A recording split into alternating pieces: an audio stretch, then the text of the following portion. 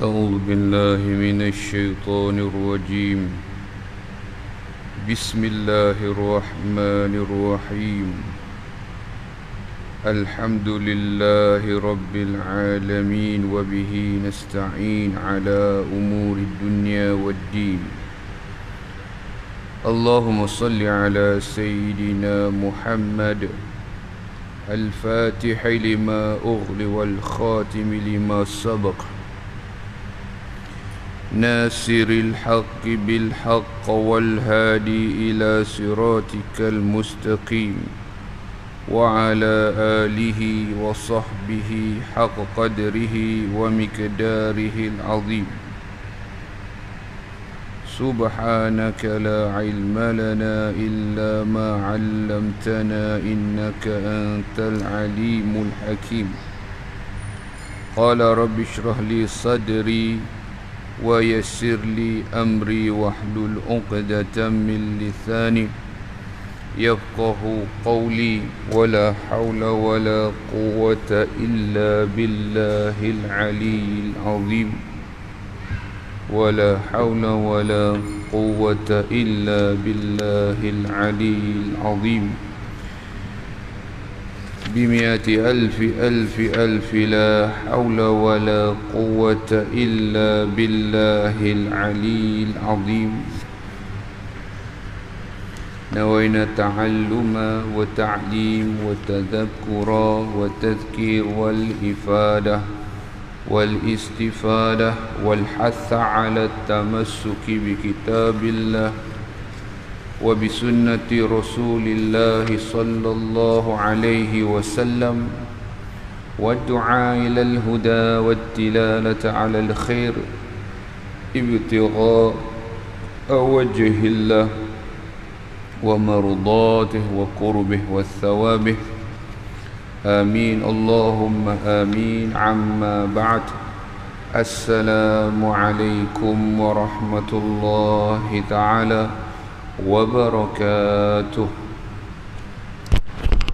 Sidang hadirin hadirat muslimin muslimat yang dirahmati Allah, wabil khusus jamaah Masjid Setia Alam, syukur kepada Allah Subhanahu wa taala dapat kita berkumpul berada di rumah Allah Subhanahu wa taala dan sama-sama mengulang kaji pelajaran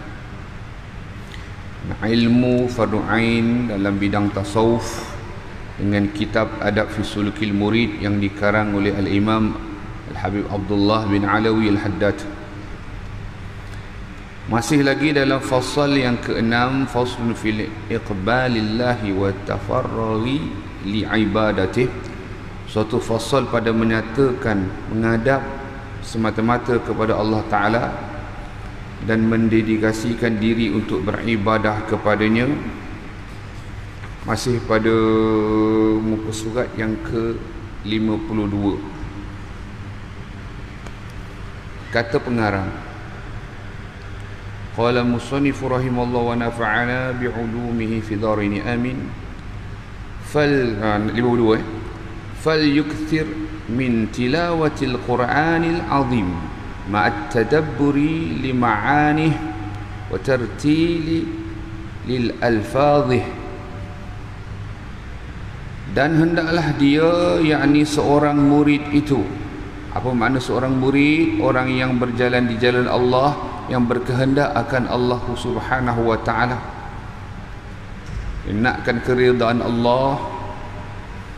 Jadi orang itu perbanyakkan daripadanya membaca Al-Quran Al-Azim, Al-Quran yang agung, yang mulia, beserta dengan tadabbur, yakni menghayati dan merenung akan makna serta mengambil pengajaran daripadanya.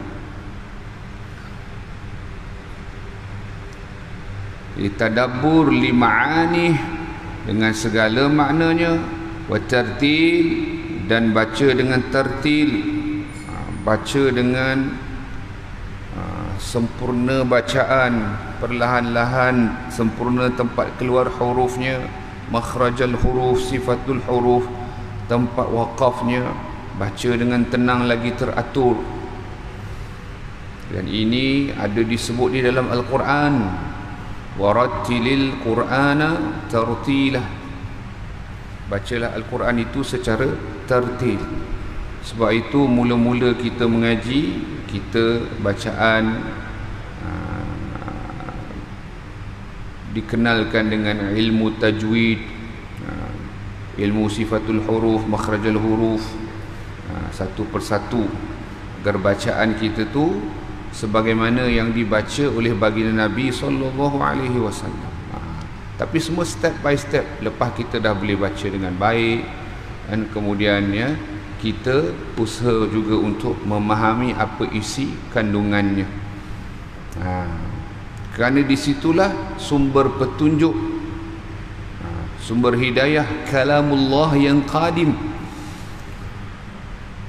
Segala rahasia yang terkandung pada kitab-kitab yang terdahulu ada di dalamnya Al-Quran. Sebab tu kalau ada orang tanya, bagaimana Al-Quran itu sebagaimana yang Allah Subhanahu wa taala janji Allah pelihara, berbanding dengan kitab-kitab yang lain yang telah pun diubah, dah tempered, dah dicemar, tangan-tangan yang khianat ubah. Injil tu sendiri dia ubah tu 200 tahun lepas Nabi Isa diangkat ke langit. Lepas tu pendeta-pendeta yang ubah Injil itu, Injil Matthew, Injil Luke, semua-semua tu mereka ubah 200 tahun lepas Nabi Isa diangkat ke langit. Maknanya jumpa pun tak, tembung pun tak. Faham faham. Gitu juga Taurat diubah oleh pendeta-pendeta Yahudi. Tapi antaranya Al-Quran tak berubah. Allah pelihara, antara lain adalah ianya isi kandungannya, seluruhnya 30 juzuk, 114 surah.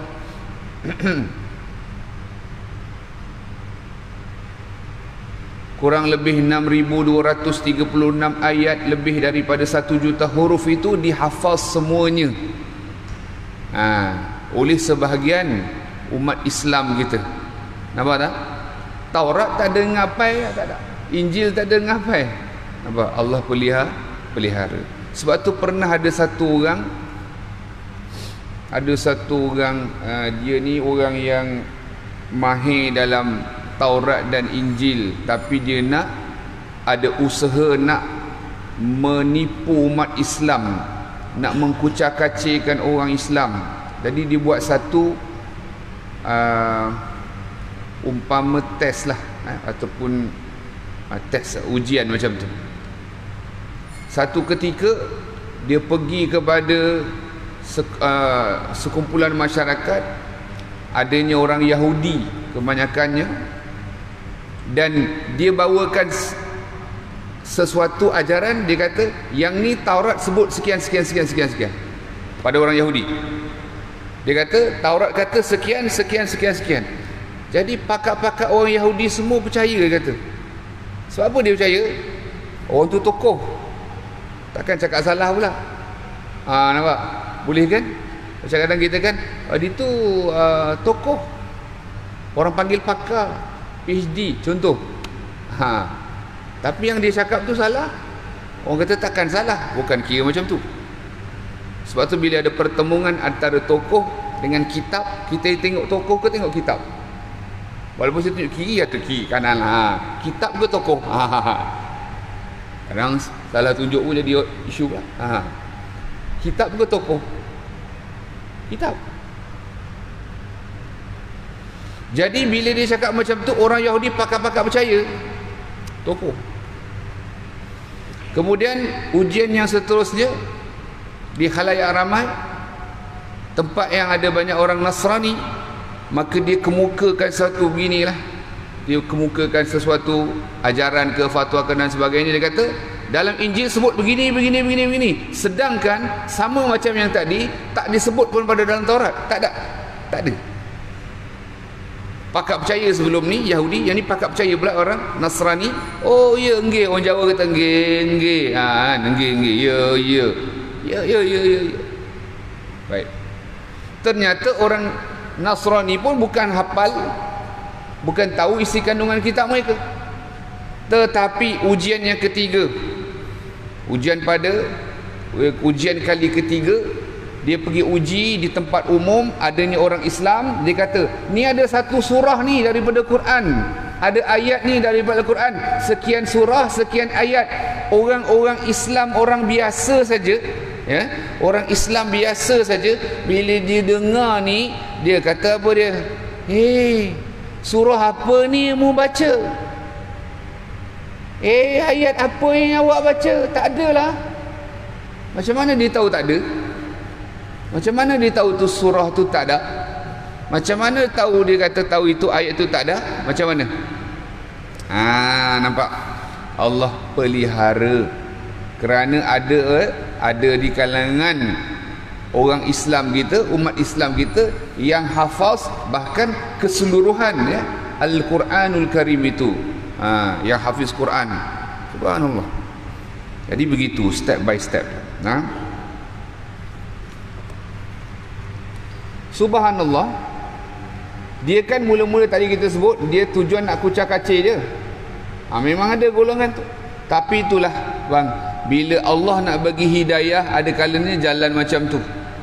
Sebab bila orang Islam tahu kata dia ni, apa dia, cuba nak buat ataupun cuba nak mengelirukan, cuba nak mengkucak kacirkan, cuba nak menyesatkan, ternyata orang Islam tahu. Dan ya, orang tu berada di bila dia berada di khalayak ramai itu, katalah dekat di dalam pekan, kawasan pekan, di pasar dan sebagainya, orang Islam yang tahu tu marah, bahkan halau dia, baling dengan batu. Apa dia punya, apa yang kita dapat belajar daripada sini? Islam itu Allah pelihara. Al-Quran itu Allah Ta'ala pelihara. Di situ timbul sesuatu, itu dikatakan hidayah berbentuk akli, hidayah berbentuk ilhami, yang pernah kita sebutkan dalam kuliah yang lepas.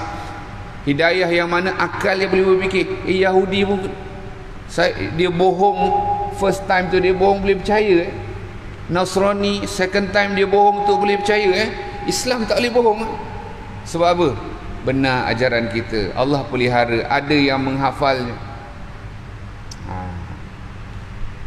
Dan dia masuk Islam selepas itu. Itu hidayah. Ada kalanya orang yang dahulunya menentang, ataupun dia orang yang berusahalah nak merosakkan Islam itu, tetapi Allah Ta'ala bagi dia petunjuk. Subhanallah. وَلْيَكُمْ مُمْتَلِعًا بِعَظَامَةِ الْمُتَكَلِّمِ عِنْدَ تِلَاوَةِ كَلَامِهِ وَلَا يَقْرَأُ كَمَا يَقْرَأُ الْغَافِلُونَ الَّذِينَ يَقْرَؤُونَ الْقُرْآنَ بِأَلْسِنَةٍ فَصِيحَةٍ وَأَصْوَاتٍ عَالِيَةٍ وَقُلُوبٍ minal khusyu'i wa ta'zimi min lillahi khaliyah.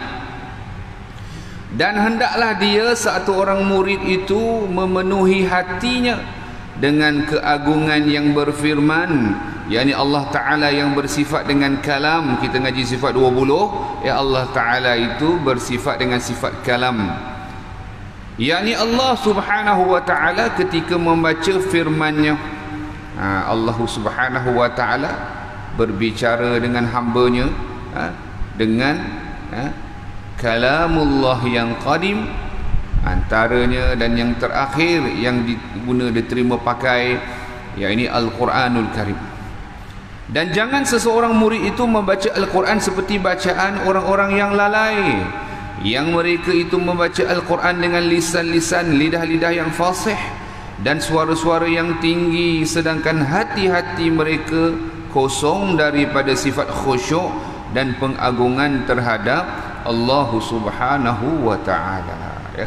tidak salah membaca dengan baik. Itu anjuran daripada Nabi SAW. Dengan suara yang indah, tidak salah, tidak silap. Tetapi jangan sampai fokus kepada itu semata. Namun hendaklah meresap di dalam hati apa yang dibaca, apa yang difirmankan oleh Allah Subhanahu wa taala, agar dia menjadi petunjuk. Hudal linnas, hudal lil muttaqin. Petunjuk bagi manusia Al-Quran, petunjuk bagi orang-orang yang bertakwa ataupun yang hendak kepada takwa. Yaqra'unahu kama unzila min fatihatil khatimati wala yadruna ma'nah wala ya'lamuna li ayyi syai'in unzila. Baik. Mereka membaca Al-Quran seperti mana yang diturunkan dari surah Al-Fatihah hingga akhir surah. Akan tetapi mereka tidak mengetahui maknanya dan mereka tidak mengetahui untuk apa Al-Quran itu diturunkan. Jadi kita step by step. Mula-mula kita, kalau dulu pok-pok kita muqaddam, lepas tu ada sekarang pula Iqra, qiraati, tak apa, slow baca, dan kemudian baca betul dengan tajwid.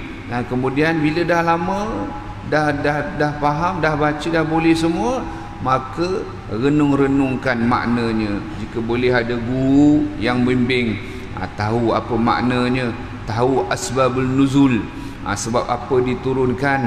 Masya Allah, tabarakallah. Macam suratul Ikhlas, suratul Ikhlas diturunkan antara lain ketika mana orang kafir Quraisy tanya kepada Nabi sallallahu alaihi wasallam, mereka ni mempersoalkan tentang ketuhanan Allah. Mereka tanya kepada Nabi sallallahu alaihi wasallam dengan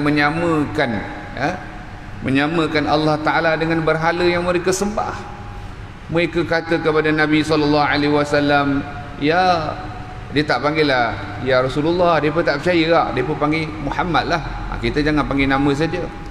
Larangan daripada Allah sendiri, bahkan panggil nama saja jangan. Tapi depa ni puak kafir Quraisy, depa kata ya Muhammad, Tuhan kamu ni dia perbuat daripada apa? Emas ke perak ke tembaga? Allah, dia tanya macam tu. Dia samakan dengan berhala sebab mereka ni sembah berhala. Depa ni sembah berhala mereka ni daripada batu, daripada kayu. Kalau kita belajar dengan kita kisah Sayyidina Umar, ada yang berhala yang diperbuat daripada apa?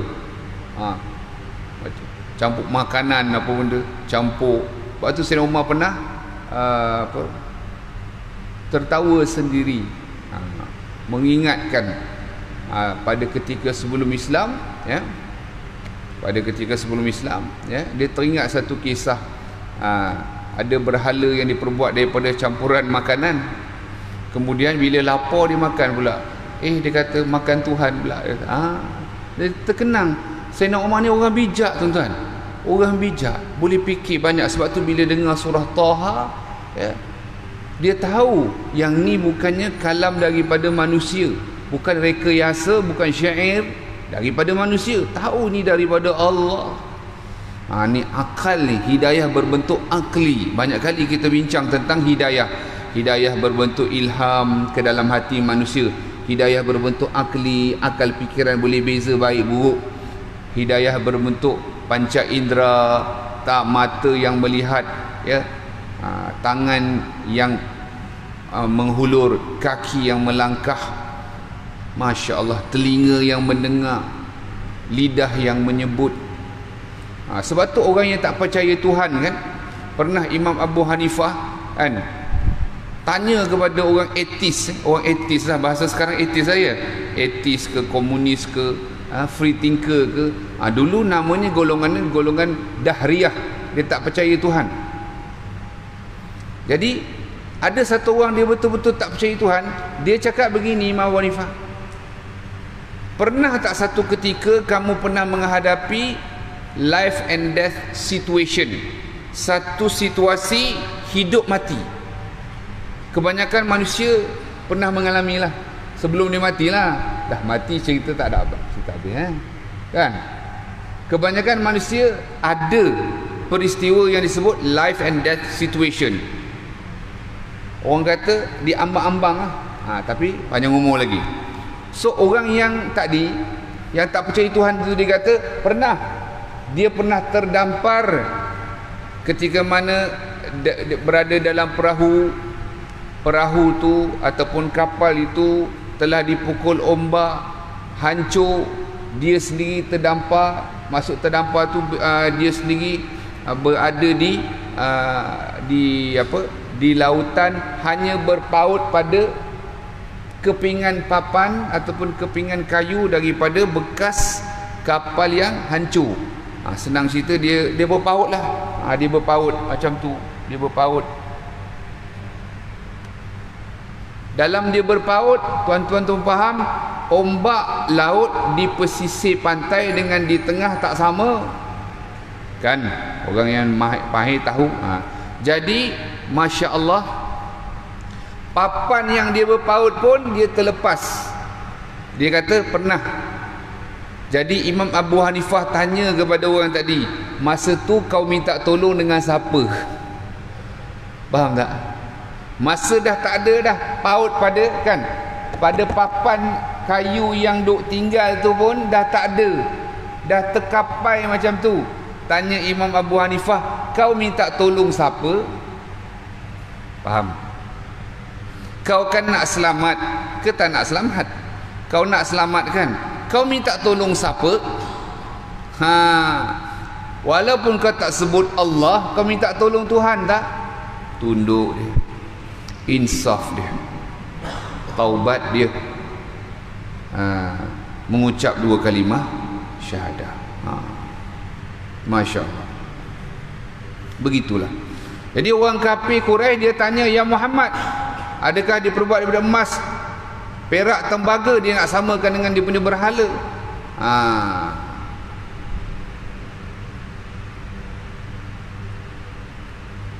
Maka lepas tu dia cakap begini pula mereka kata kepada Nabi SAW, ya Muhammad,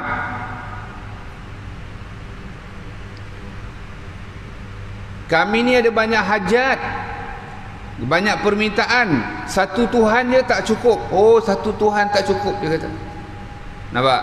Lalu turun ayat, Qul huwallahu ahad, Allahus samad. Katakanlah ya Muhammad sallallahu alaihi wasallam, Allah itu Esa. Allahus samad, Allah tempat meminta. Bukan ramai-ramai, bukan 360 berhala keliling Kaabah. Pasal apa? Tiap satu hari satu, setiap hari satu, dikeliling-keliling sambil sembah. Dak, Allah tempat meminta, Allah Esa. Jadi ayat ketiga, ayat keempat templakan bagi orang Yahudi dengan Nasara. Lam yalid wa lam yulad wa lam yakul lahu kufuwan ahad. Allah tidak beranak, Allah tidak diperanakkan. Templakan keras buat orang Yahudi Nasara yang mengatakan Nabi Uzair itu anak Allah dan mengatakan Nabi Isa itu anak Allah. Maha suci Allah Ta'ala. Sebab itu ayat terakhir, walam yakullahu kufuwan ahad. Tidak, Allah Ta'ala tidak serupa, seumpama, sama dengan segala sesuatu. Tu dalil kalau kita mengaji sifat 20, mukhalafatuhu lil hawadith. Jadi kita kena cerdik, walaupun tak sebut dalam Al-Quran, walaupun tak sebut dalam Al-Quran tuan-tuan, mukhalafatuhu lil hawadith, walaupun tak sebut dalam Al-Quran, qiyamuhu bi nafsihi, tapi kalau kita cerdik, kita tahu mukhalafatuhu lil hawadith itu diambil mafhumnya daripada walam yakul lahu kufuwan ahad, diambil daripada ayat laisa kamitslihi syai' wa huwas samiul basir. Ada dalam Al-Quran yang kata tak ada, sebab 20 Jadi Allah Ta'ala yang bersifat qiyamuhu binafsihi, jangan kata tak ada dalil. Ada dalil. Allahu la ilaha illa huwal hayyul qayyum. Allah tidak ada Tuhan selain dia. Dialah Allah yang maha hidup. Itu jelas. Al-hayyu, jelas, maha hidup. Al-qayyum, yang maha menguruskan hambanya. Tu makna bagi qiyamuhu binafsihi. Ayat Al-Quran juga yang lain, ya ayyuhan nas antumul fuqara'u ila Allah wallahu wal ghaniyul hamid. Hei sekalian manusia, kamu semua ni fakir, berhajat kepada Allah. Allah itu yang maha kaya lagi maha terpuji. Itu dalil bagi sifat qiyamuhu binafsi. Kita kena cerdik, sebab ada yang jelas qul huwallahu ahad, tu dalil bagi wahdaniyah, jelas kan, selesai. Ada yang dalil secara lafaz, macam wa huwas samiul basir, dialah Allah yang maha mendengar, dia Allah yang maha melihat, tu jelas. Ada dalil yang secara mafhum, macam tadi Allahu la ilaha illa huwal hayyul qayyum, al-qayyum. Selesai. Jadi kita renung makna. Jadi Allah Ta'ala turunkan ayat tadi. Kita tahu begini surah Al-Ikhlas, sebab itu diturunkan. Nampak je, faham.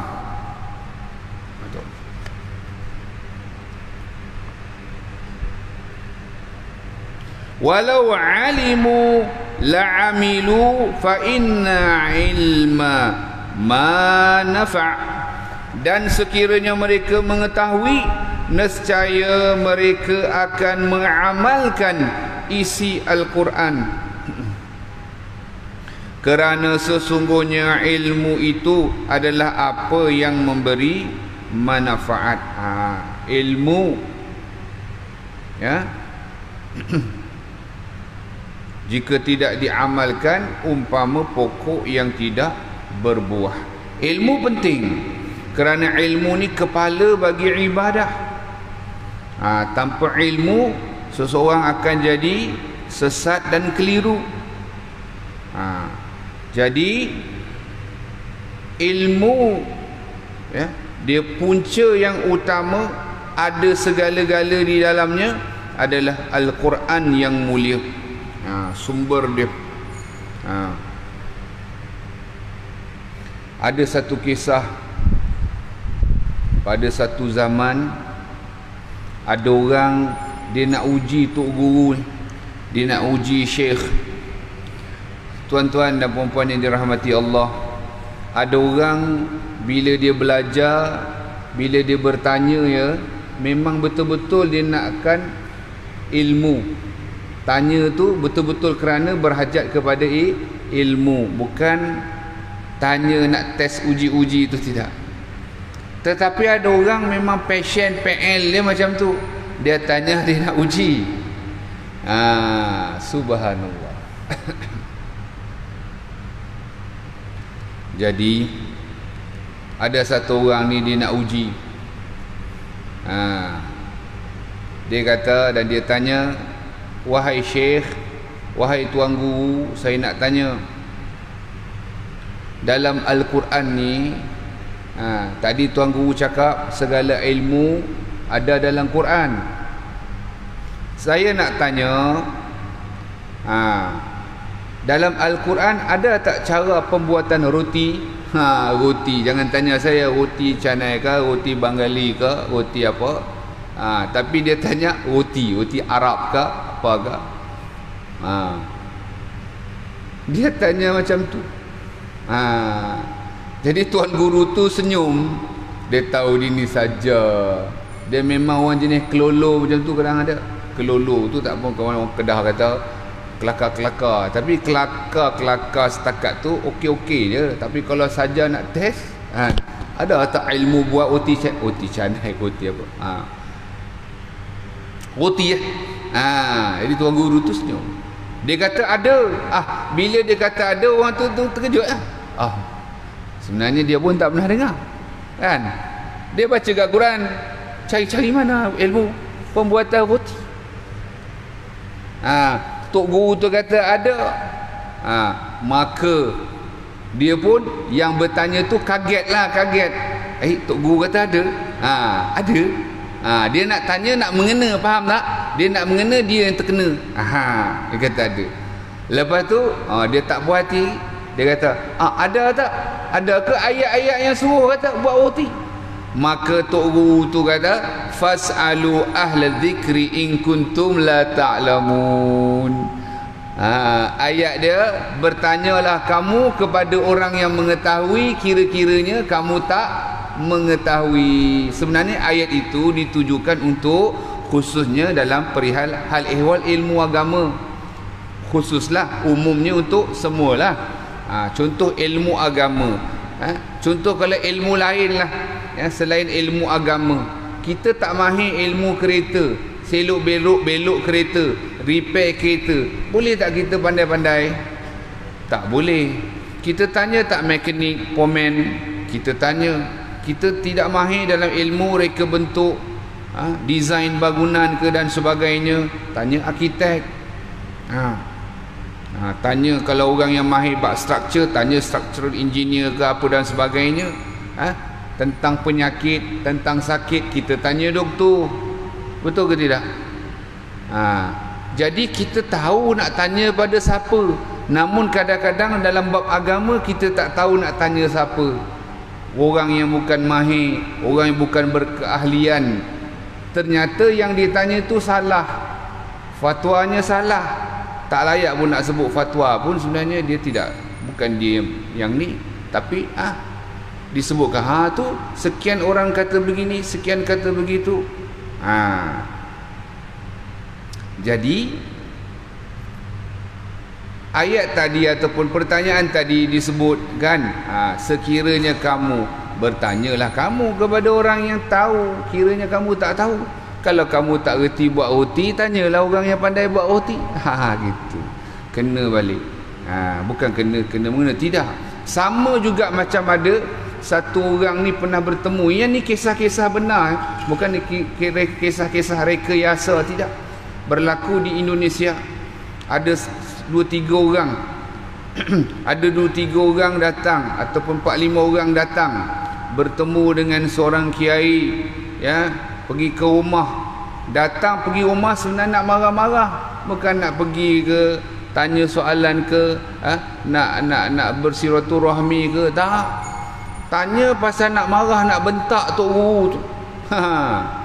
Datang-datang dia tanya, kenapa kiai bila mengajar sikit-sikit sebut qala Rasul, sikit-sikit sebut qala Nawawi, qala Syafi'i, qala Al-Ghazali, qala Al-Imam Al-Ghazali.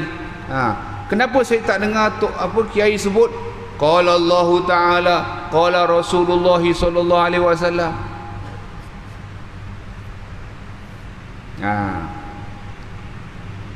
Jadi tuan guru tu kata, bentar ya, duduk dulu. Datang-datang tak ada duduk. Nak marah ada duduk tak?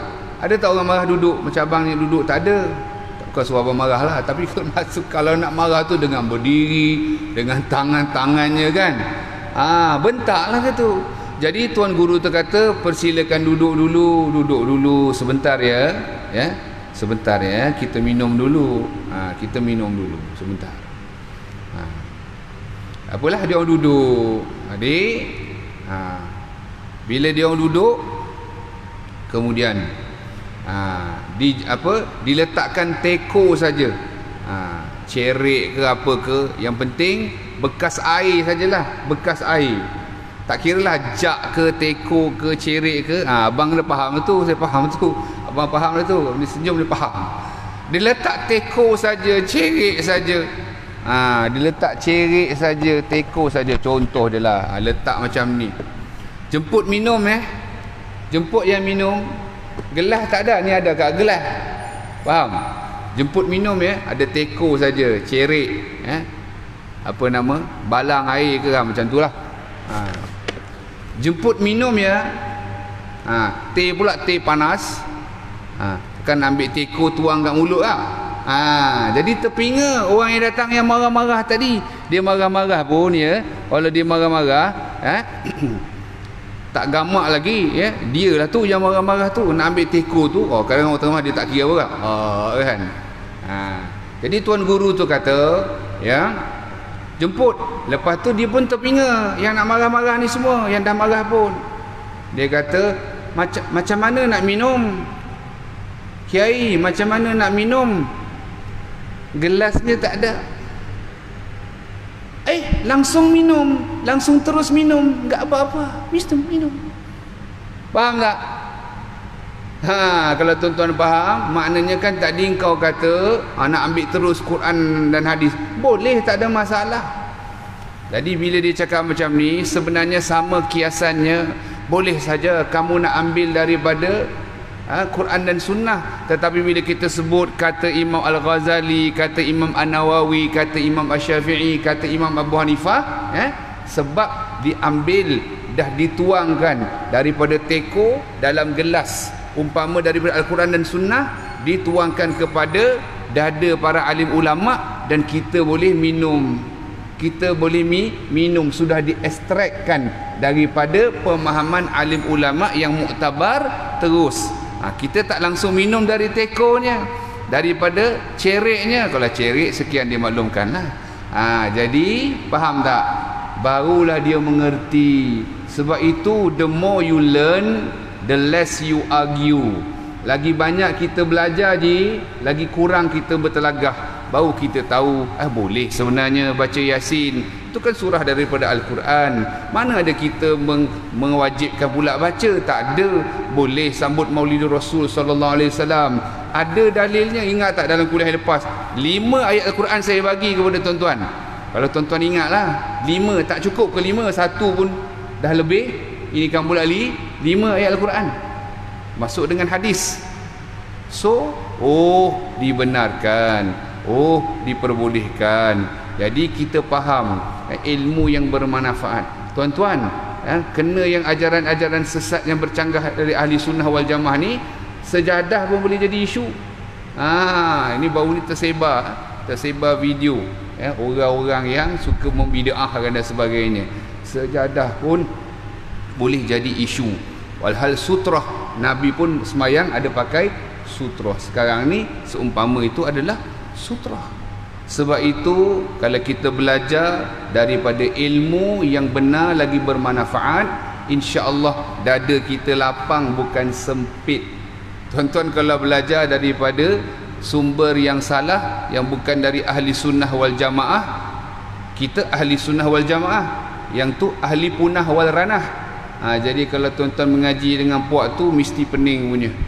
Sebab itu kita kena berdoa dan berharap agar Allah Ta'ala pelihara kita dan zuriat keturunan kita, ahli keluarga, sahabat handai, jiran tetangga kita dengan kekal dalam ahli sunnah wal jamaah.